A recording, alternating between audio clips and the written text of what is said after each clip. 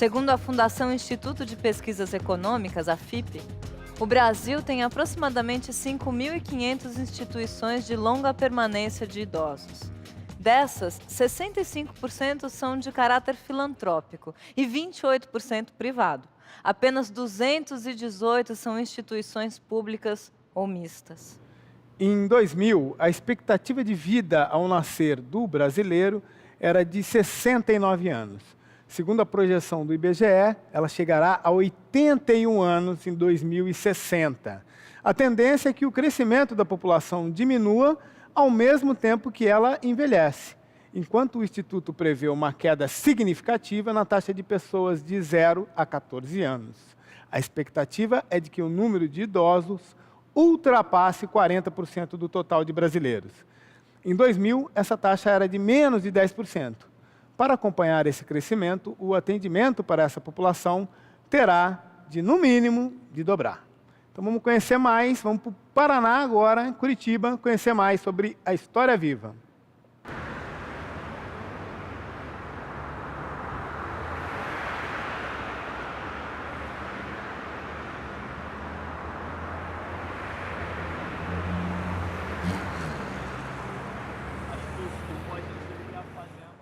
Desde 94, há uma lei dizendo que o Brasil precisaria se preocupar para criar estrutura de atendimento à população idosa. Hoje nós temos perto de quase 25 milhões de idosos no país.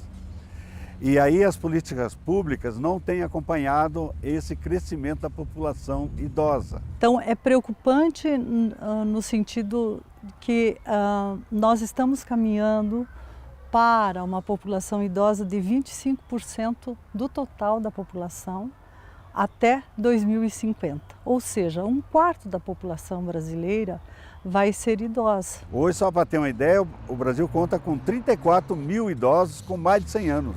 Quando aquele que hoje é idoso teve um berço complicado, teve uma início de edição de vida complicada, ele é complicado. E aí torna-se incompreensível. Ele não consegue se fazer compreender. Consequentemente, ele se encaramuja. Nós não vamos transformar o quadro de isolamento da população idosa que nós vivenciamos hoje, a negação da velhice, a valorização só do que é jovem e belo, se nós não mexermos nas mentes e nos corações das nossas crianças. Todo mundo fica bem surpreso pela minha idade, todo mundo sempre pergunta quantos anos eu tenho, mas eu acho legal eles saberem assim que eu sou jovem, que eu estou fazendo trabalho voluntário, porque o que eu procuro mesmo é incentivar os outros jovens, sempre na escola, os amigos, virem fazer o trabalho voluntário desde cedo. Acho que é muito importante, porque a adolescência é um momento que a gente pode escolher um caminho certo, um caminho errado para a vida. E eu acho que começando o voluntariado é uma maneira muito boa de começar a vida. Eu acho que o trabalho voluntário traz essa parte que você se doa, você doa o seu amor, o seu tempo, para transformar a realidade da pessoa naquele dia.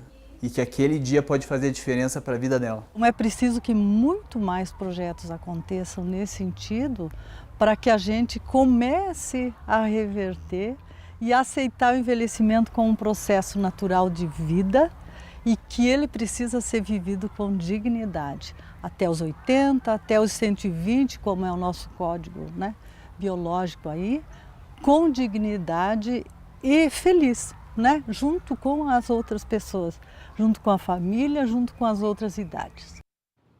Roseli, qual que é a tua percepção a respeito da situação dos idosos das casas de longa permanência, das instituições de longa permanência aqui no Brasil hoje? O meu panorama hoje é que tem muitos idosos abrigados em instituição como se fosse um depósito, né? Que até o conceito de asilo no início do século surgiu nesse sentido. Vamos limpar as ruas, abrigar as pessoas num depósito. Mas existem outros pontos, outros focos que estão já se transformando e tomando consciência disso. São aqueles onde as pessoas conseguem ter uma visão mais positiva, ativa, conseguem fazer esse envelhecimento saudável, e a intervenção e o papel da sociedade é extremamente significativo, né? O Sojourner Edir não é meu pai, não é meu avô, os idosos que estão ali não são meus pais, meus avós, mas eu tenho uma responsabilidade com eles. Eu acredito que quando a sociedade assume o seu papel efetivo de transformador, para só de esperar que o Estado faça, para de esperar que alguém faça, para de esperar que o seu imposto pago seja o pagamento pelo trabalho que deveria ser feito. Ok, se fosse perfeito, se fosse o mundo ideal, mas não é. Tarek, como garantir uma velhice com dignidade? As histórias têm uma parte muito importante nessa qualidade de vida, nesse direito de ser feliz. E eles contando as histórias, eles ressignificam a própria vida, porque tem alguém ali para ouvir. Seu Jurandir, é comum a pessoa idosa se sentir isolada na sociedade? E se é comum, por que o senhor acha que acontece isso? Vamos lá. Você falou Instituição de Longa Permanência. É uma sigla, ILPI, ILPI. Essa sigla foi uma conquista. Foi uma conquista porque antigamente era abrigo. Antigamente era asilo. A palavra asilo eu falei com toda essa inflexão porque o asilo, tanto que quando eu me propus a ir morar no Lar dos Idosos do Recanto Tarumã, o meu filho, pai, para com isso, você num asilo. Me cantaram aqui que o seu filho está aqui na plateia. Está. Então quero perguntar para o Pedro. Pedro, você lembra desse dia? Como é que foi a sua reação? Porque imagino que isso não seja muito comum, né? Sem dúvida, sem dúvida. Quando ele tomou essa decisão, teve esse choque, de fato. Para meu irmão, mais ainda, ele ficou beirando a revolta. Até porque iam falar mal da gente, abandonando o pai. Sim. Mas a presença dele, assim, e no momento que a gente viu a instituição, a gente considerou um diferencial. Até hoje a gente não sabe se é uma questão de Curitiba ou é uma questão de sorte. Mas realmente o ambiente é amplo, é organizado, é limpo e tem profissionais lá atenciosos. Então, realmente, a gente falou, não, fato, companhia, que a gente não tinha condição de estar presente sempre, então ele ganhou a companhia, ele ganhou a força de ser mais relevante do que ele é em relação aos amigos. Lá tem um salão de jogos onde ele adora jogar sinuca, então se achou muito com os iguais dele, iguais em alto nível, né? Melhores que nós, que entendiam um ao outro, então, fantástico. A gente falou, a gente não tinha a menor condição de dar isso. Entre 2009 e 2010, o Sistema de Vigilância de Violências e Acidentes, o VIVA, do Ministério da Saúde, contabilizou mais de 5.000 notificações de violências contra idosos de 60 anos ou mais. Tem alguém na plateia que quer falar sobre isso? Apesar dessas ações serem assim extremamente relevantes, eu parabenizo, mas nós precisamos trazer mais pessoas para fazer essa composição. Eu tenho tido a oportunidade de ver o quanto as pessoas resistem a participar, né? Então, o quanto, talvez, por ausência de informação, não conseguem entender o tamanho da lógica que é contribuir com ações como essa. Eu acho assim que as duas entidades precisam trabalhar firmemente com a lógica de incluir famílias, de cobrar o poder público, principalmente as esferas municipais, porque é ali que a gente mora. Esses efetivamente têm que nos representar. E se eles têm que nos representar, eles têm que acolher as políticas que a gente propõe, né? É explicar para eles, na veia, aquilo que realmente está acontecendo e não aquilo que a falsa imagem de poder que eles produzem joga para a população. Importantíssimo.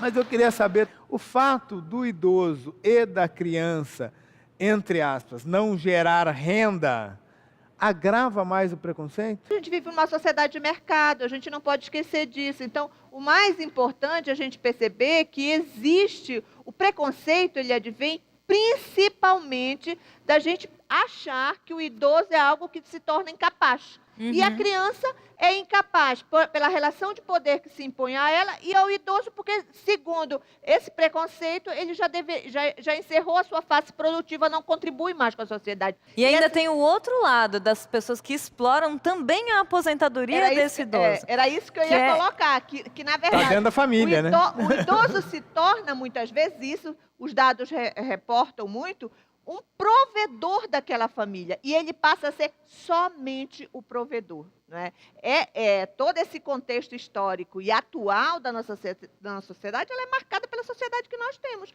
que é uma sociedade de mercado, é uma sociedade que privilegia muito mais as orientações, só presta aquilo que é bom para o mercado. Quem deixa de ser bom para o mercado é inútil dentro da sociedade que se produz. Depois desse debate caloroso aqui, com muitas informações, queria ouvir vocês, uma reflexão a esse respeito. Precisamos nós tentar criar uma mudança.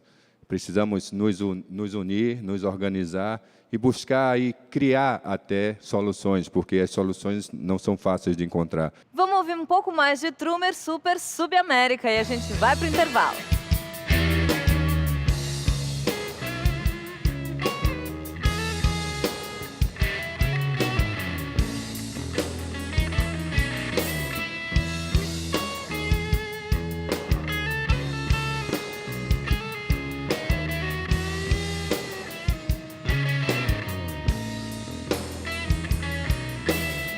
A nossa volta, meu amor,